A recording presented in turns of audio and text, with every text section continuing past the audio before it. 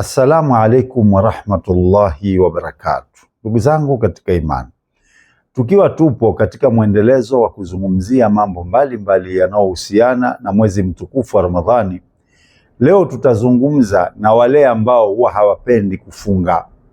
Kuna baadhi ya watu hawapendi kufunga, yaani mtu afunga kwa taklifu sana, kwa kujilazimisha mno, yaani hana raha. Wengine mchana kutwa atakalale tu, yeye akiamka aone magharibi ishafika, hali ya kuwa angelikuwa anazijua fadhila za kufunga. Licha ya hii Ramadhani angelifunga na sunna zilizopo katika mwaka mzima.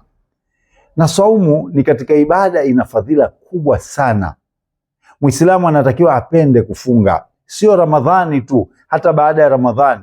Kuna saumu za Arafa, kuna saumu za Ashura, kuna saumu za Jumatatu na Alhamis, kuna saumu za Bedha. Hizi Muislamu azipende kufunga.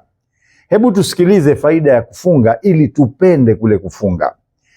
Katika hadithi iliyopokelewa na Abi Hurairah radhiyallahu anhu kutoka kwa Mtume Muhammad sallallahu alayhi wa alihi wasallam, anasema kullu amali ibn adam yudhaaf, kila amali za mwanadamu hulipwa maradufu. Yani mtu amali njema zozote anazozifanya hulipwa maradufu zile amali. Alhasanatu ashara amthaliha ila 700 dhifi, mtu hulipwa kile alichokifanya mara 10 mpaka mara 700 kwa lile jambo alilolifanya. Waweza ukaswali, waweza ukatoa sadaka, Allah subhanahu wa ta'ala akakulipa mara 10 mpaka mara 700 kutegemea na lile tendo na mahali ulipolifanya. Qala Allahu azza wa jalla, amesema Allah azza wa jalla, illa sawma, isipokuwa kufunga. Fa innahu li, kwani hakika hii kufunga Allah anasema ni yake yeye. Wa ana ajzi bi, na mimi ndio nitakayelipa. Yani Allah anaahidi kwamba hii ni siri yake, na hamna atakavyomlipa mwanadamu. Hii ni siri yake, hakuna anayejua. Kwa nini anasema yadau shahwatuhu wa ta'amu min ajli?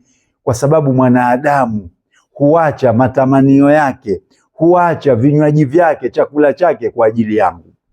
Ndugu zangu katika imani, ibada ya saumu ndiyo ibada ambayo haina ria.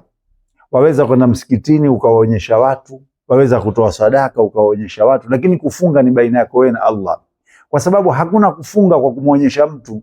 Utakuja mbele za watu useme umefunga, lakini hukufunga. Allah anajua kwamba wewe hukufunga. Kwa hiyo tupende kufunga na tukitaraji malipo makubwa kutoka kwa Allah, malipo ambayo Allah mwenyewe amekataa kututajia, asema hii ni yangu mimi na nitailipa mwenyewe. Namuomba Allah subhanahu wa ta'ala atujalie katika wenye kupenda kufunga, na Allah subhanahu wa ta'ala atukubalie saumu zetu na atulipe malipo yaliyokuwa bora. Wakumbushe Waislamu, Allah atakulipa.